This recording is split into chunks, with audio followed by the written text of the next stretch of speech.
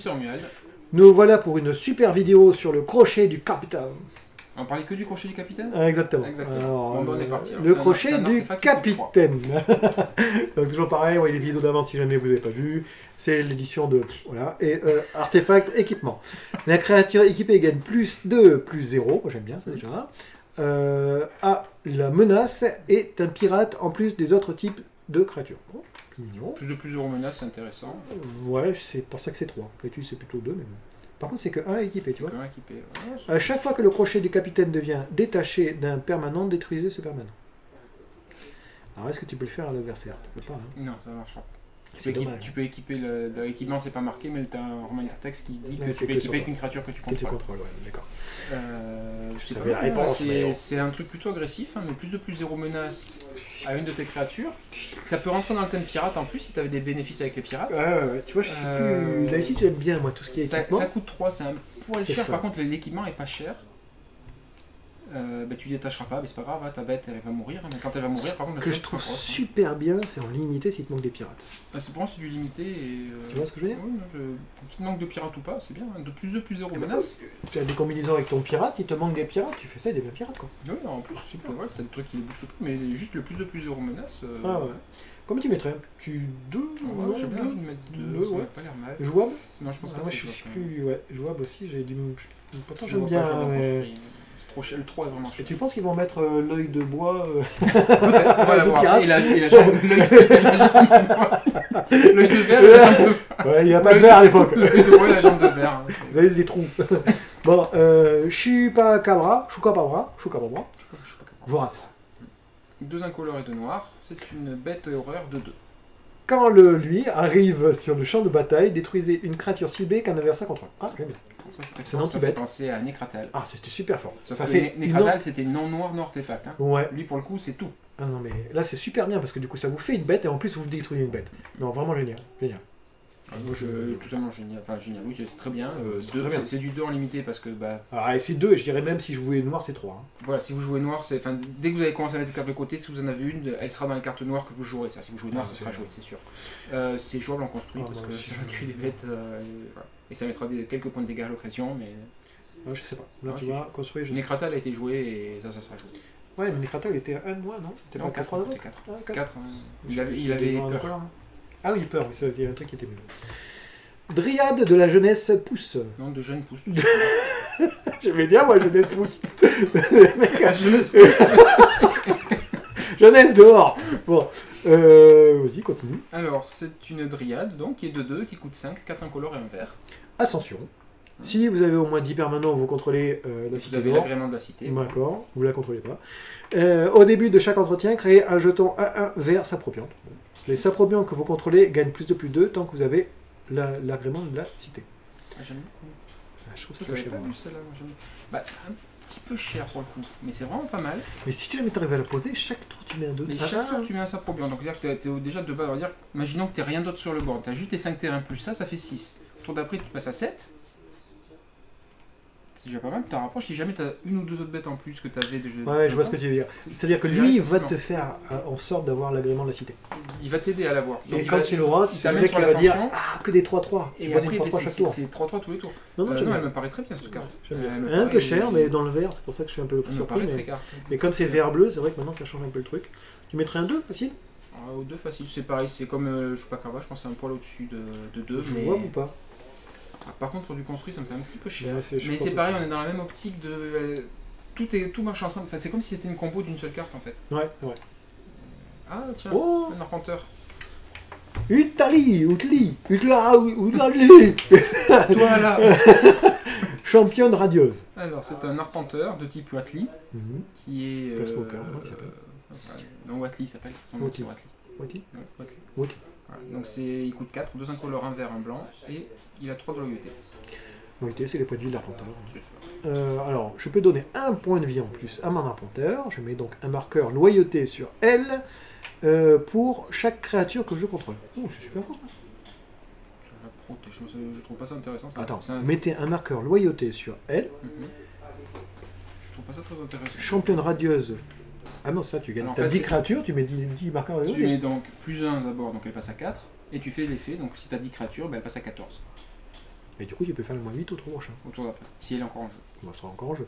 Alors, -1, la créature ciblée gagne +6 plus X jusqu'à la fin du tour. X égale le nombre de créatures que vous contrôlez. Ils sont partis sur le truc bizarre. Hein. Et pourquoi vert blanc? C'est dinosaure vert blanc?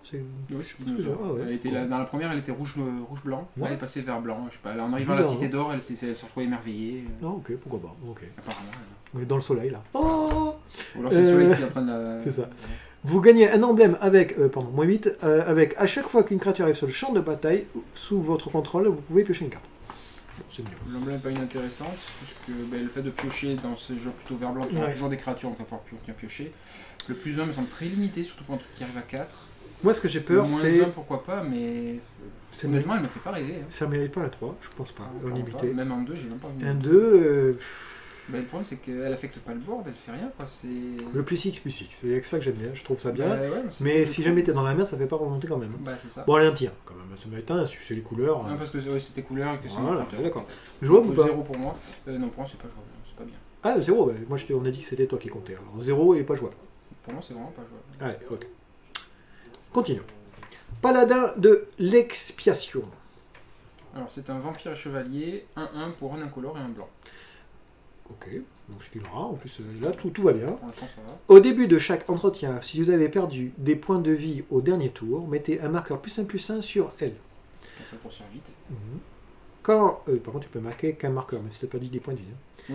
Oui. Quand le paladin de lui meurt, vous gagnez un nombre de points de vie égal à son endurance. Le truc en fait, c'est que c'est au début de chaque entretien. Donc tu as des trucs qui permettent comme ça de gagner un point de vie, perdre un point de vie. Ouais, je vois pas ce que tu veux dire. Bon, c'est mignon, il y a quelque chose à faire, je pense. Oui, il y a peut-être quelque chose à faire avec des vampires, faudra voir. Ouais. Il y a des vampires qui doivent avoir... Tous les vampires ont beaucoup de liens de vie, donc non, tu t'en fous de perdre un peu de points. Et même si toi-même tu perds des points, hein, c'est quand tu as perdu des points de vie. Si vous avez perdu des points de vie. Tu peux faire des trucs pour perdre, pour piocher. Voilà, comme ça, c'est vrai qu'il n'y a pas rien qui me saute dessus là, comme ça pour me dire. Par contre, en limité, là, qu'est-ce que ça va être? Je sais pas. J'avoue que. Comme ça. Alors en limité, si jamais il grossit suffisamment pour devenir rentable, ça si tu joues tour 2, il va pas pouvoir bloquer d'entrée, ça c'est sûr. Ça sera toujours pareil, une carte sur le côté, tu vas te prendre 1, 2, 3 attaques, il va devenir 4, 4, 3, 3. Il va devenir. 3, le tour d'après, il va devenir 2-2 sûr. Ouais. 2-2, suivant la situation, il n'est pas bloqué. Donc tu vas gagner 2 points de vie. Tu vas gagner 3 points de vie. Le problème, c'est que si j'ai le premier tour, tu prends qu'une bête, donc on va dire que tu perds 1. Le tour d'après, tu prends 2 bêtes, donc tu perds au moins 3. Tu as perdu 4, au final, tu ne gagneras jamais tes points de vue perdus. Je comprends, mais je veux dire, ça ne mérite pas 3, on est d'accord. Ça ne mérite pas un 2 non plus, mais je pense que ça mérite un bon petit 1 quand même. Jouable ou pas, tu penses? Bah, comme ça me fait pas spécialement rêver. C'est dommage parce que les stats étaient pas mal, le truc j'aimais bien. Tant pis pour elle. Enfin. Alors, Italie Primal Storm. Donc c'est Italie, la tempête primaire. D'accord, c'est lui Italie, tu crois? Je pense que c'est lui, l'Italie c'est lui. Ah, d'accord. Tu reconnais toi la botte et... Ah ouais, je vois. Je reconnais sa langue, la botte. Bon, 2 rouges, 4 incolores. C'est une créature légendaire Elder. Ancien. Ah d'accord, un ancien dinosaure donc. Et c'est une 6-6. Et donc quand il attaque, il exile la carte du dessus de chaque joueur de la bibliothèque, la carte du dessus de la bibliothèque. Et vous pouvez jouer n'importe quel nombre de cartes non-terrain exilées sans payer leur coût de mana. Ça a l'air assez fort quand même, c'est cher, mais ça a l'air assez fort. On va dire qu'il plaisante pas quand même. Ouais. Il attaque de chaque joueur. Hein. C'est-à-dire que c'est autant les deux, c'est... Ah tiens, t'as un bon anti-bête, je vais le faire sur ta bête, tiens en plus. Hein. Ah ouais. Toi non, par contre tu l'as plus maintenant. Ouais, je sais pas du tout. Non, c'est cher, c'est de la fan curve, hein, mais c'est vraiment ce qui a complété le jeu, mais ça m'a l'air bien. Ah ouais, t'aimes bien toi? Ah ouais, ça m'a l'air bien. Moi je sais pas. Bah, tu joues des cartes gratuitement, déjà jouer des cartes gratuitement. Dinosaure, j'ai du mal quoi. Ah ouais, tu t'enlèves le dinosaure, tu mets n'importe quoi, il y a marqué que tu joues une carte gratuitement. Ça coûte cher, donc voilà, je mettrais pas. Tu vois ce que je veux dire? Je mettrais pas 2 maximum. 2, ah ouais, tu mets quand même un 2, tu vois. Moi le vampire me faisait plus rêver que lui. Mais d'abord. J'aime bien les trucs petits d'invoque, moi, tu vois. Moi, j'ai peur de mettre des cartes comme ça, quoi. À chaque fois, dans mon deck, je me dis si je vais en première main, comme quand je vais faire pour la jouer, quoi. Il va falloir jusqu'au tour 6. Jouable ou pas? Ça me coûte Beaucoup trop cher, je pense, quand même, pour du construit. À moins d'avoir un truc qui permet de le jouer. Toujours pareil, je trouve le format est cher, et du coup, 6 c'est pas cher. C'est le truc qui est bien. Alors, Kumena Tyrandorasca. Un vert, un bleu, un incolore. C'est une créature légendaire. Un chaman ondin. Et c'est une 2-4. Un 2-4 pour 3, c'est pas mal déjà. Ouais, très bien. Alors, engagez un autre ondin que vous contrôlez. Un autre ondin dégagé que vous contrôlez. Lui, il ne peut pas être bloqué ce tour-ci. Ouais. C'est gentil.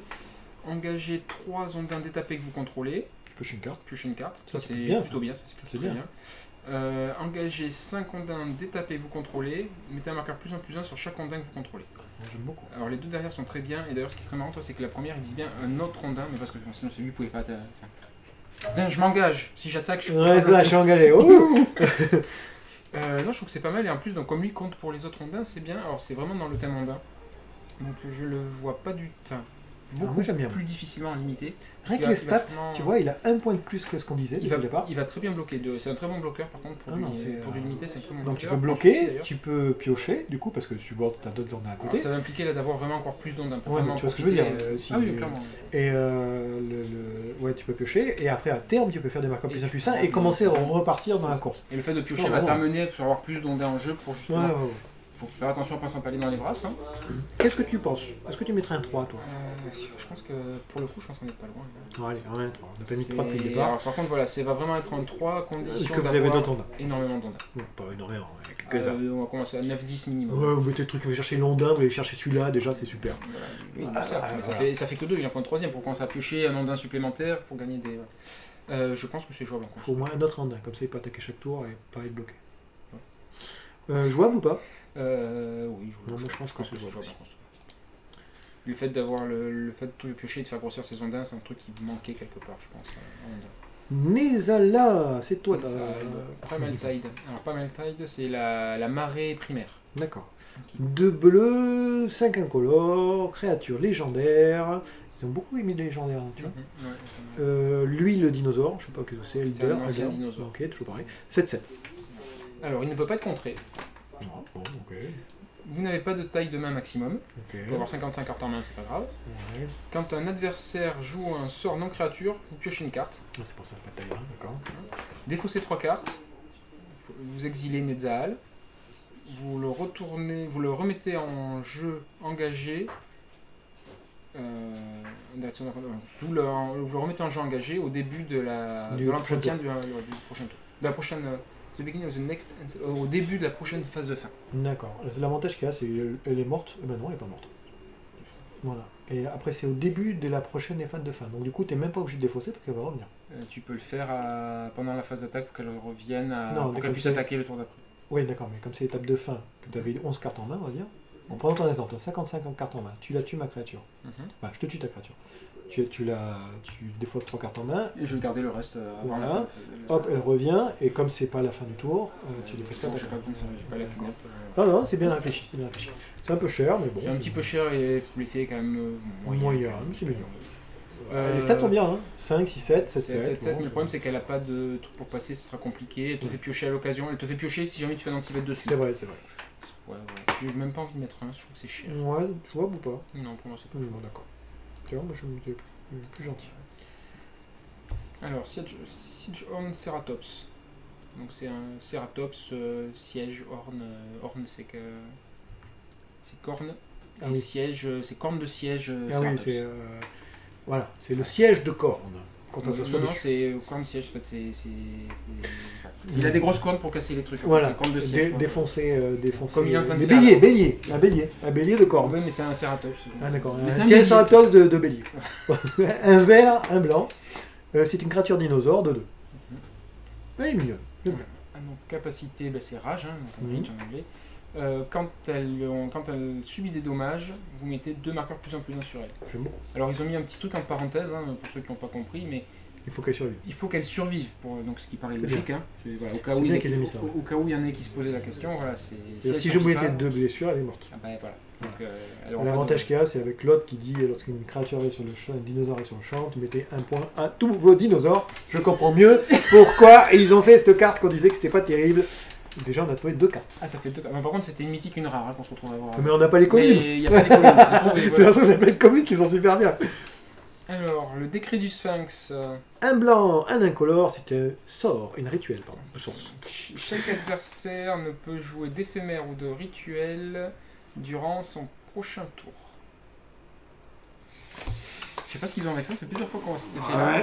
Et utiliser une carte pour faire ça. Alors, au prochain tour, ça tu peux rien jouer. Éphémère rituel, tu peux jouer des créatures. Et ouais, mais donc, tu vois, dans mon jeu pirate qui joue pas blanc, ça j'ai pas de colère de dieu. Prochain tour, je le sais. Oui, mais ça dure qu'un tour. Donc ça sauf que l'autre, tu joue blanc-bleu et il va me le contrer. Aussi. Non, je sais pas, non, je sais pas avec ça.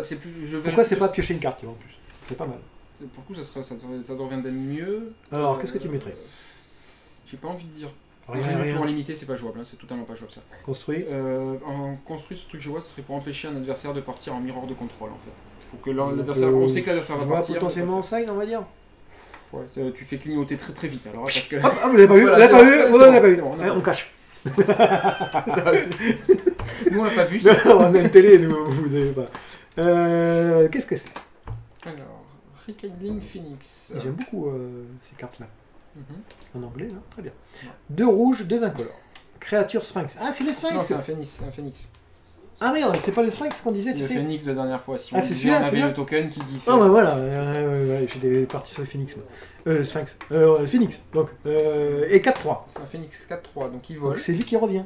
Ouais, et quand donc, lui meurt, vous créez un jeton élémental 0-1 avec donc, ce jeton A au début de l'entretien de votre prochain entretien. Ouais. Sacrifiez cette créature et renvoyez la créature nommée Rekindling Phoenix de votre cimetière en jeu. Il a célérité jusqu'à la fin du tour. D'accord. Donc pour le coup, c'est vraiment un vrai Phoenix, parce que quand il revient, il recourt. Hein, 4-3, tu l'as tué, c'est pas grave, il revient, il t'attaque. Il faut mettre ton jeton quand même. Le jeton arrive, en fait, à ce moment-là, il faudrait tuer le jeton. C'est ça, oui, on est bien. Donc ça implique de faire 2 anti-bêtes pour pouvoir tuer ça.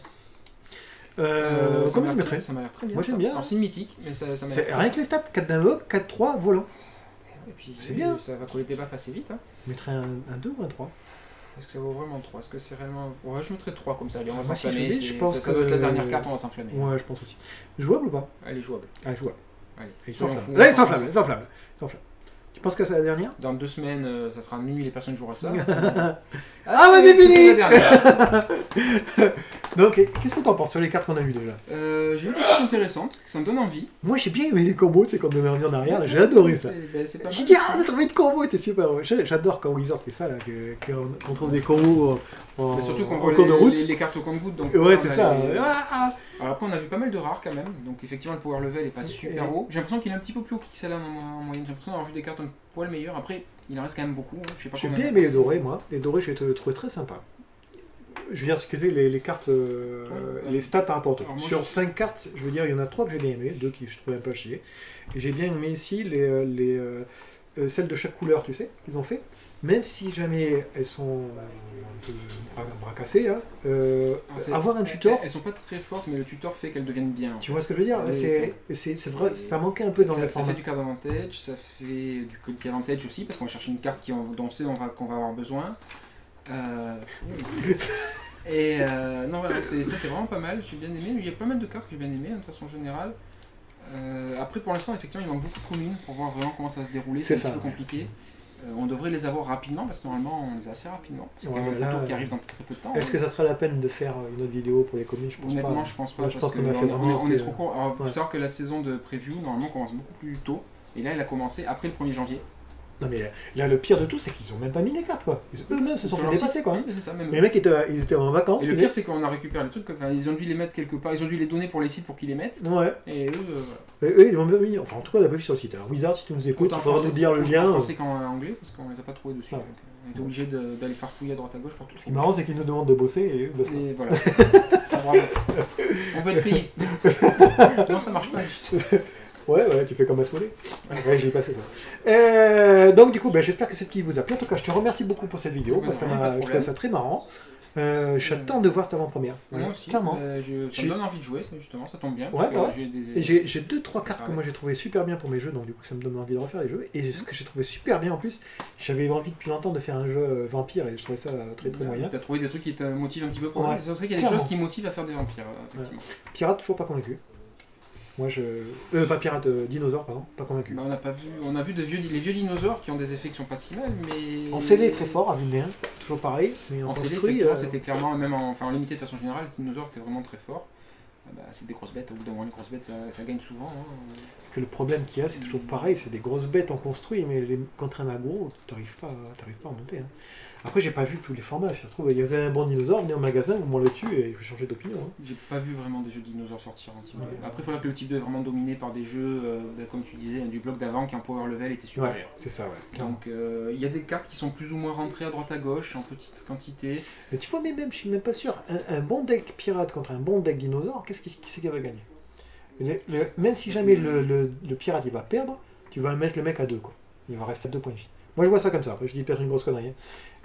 Tu vois, j'ai vu plus de jeux dinosaures, c'était plutôt des rouges verts de façon générale, mais ceux qui n'ont jamais rien donné dans tout ce que j'ai vu.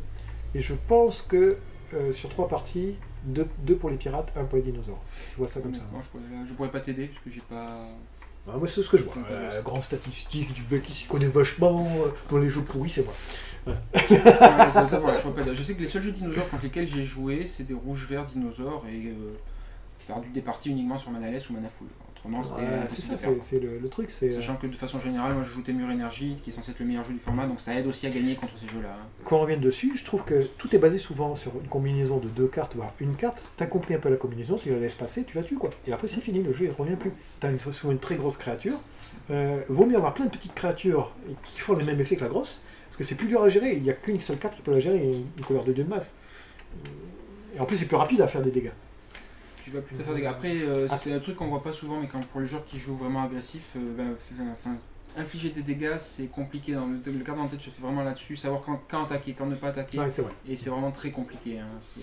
Ça paraît très facile comme ça d'attaquer à tous les tours, mais il y a des tours, il faut savoir ne pas attaquer ou pas attaquer avec toutes les bêtes. Le jeu agressif, c'est très compliqué. Vous savez que vous avez fait des erreurs souvent, c'est quand vous dites bon, c'est pas grave. Enfin, en tout cas, moi je sais. Quand je dis c'est pas grave. Et là, je me dis quand j'ai dit 2 fois, c'est pas bon, 2 fois c'est pas grave, je dis bon, ça y est, j'ai perdu la partie. C'est pas bon. C'est pas grave dans la partie, ça peut le faire. 2, c'est pas grave. Bon, après, c'est pareil, hein, quand tu le contrôles et que tu te retrouves, tiens, ça j'aurais peut-être dû le contrer, ça aurait été bien. Tu dis aussi que. Bon, c'est pas grave. Voilà. Et au bout du deuxième, c'est pas grave, tu dis ah ben merde, j'ai perdu. L'avantage que tu as dans les jeux contrôle, c'est que généralement, tu as moyen de trouver les cartes qui vont pouvoir te aider. Voilà, c'est ce qui fait la. C'est vrai. Mais bon, le but du jeu, c'est de faire le moins d'erreurs possible. Dans le jeu aggro, voilà, quand vous vous plantez, vous vous plantez. C'est-à-dire du genre, vous avez attaqué ou vous poutrez dans une créature, vous avez pas oublié qu'il y a un sort ou n'importe quoi qui vous tue la créature, ben la créature ne reviendra pas, quoi. C'est le problème du truc. Il faut vraiment optimiser la mort de sa créature. Oh, qu'est-ce que c'est beau, je veux dire. Hein. Non, mais c'est vrai, c'est ce qui fait que tout le monde dit jouer agressif, c'est très facile, mais non, en fait, c'est vraiment compliqué. Il y a vraiment une notion de calcul très très importante à voir avec ça. Non, c'est pas que ça m'arrive de jouer agressif, hein, c'est pas que. Effectivement, j'ai plus tendance à jouer contrôle, voire agro-contrôle, mais. Et les jeux PC, j'aime bien l'inverse, les jeux défensifs. Bon, donc du coup, j'espère vous revoir, je sais pas quand, au magasin. En tout cas, ça nous a fait super plaisir. Ouais. Moi, je suis très content. Bonne année à ceux que j'ai pas vus au magasin. Plein de santé et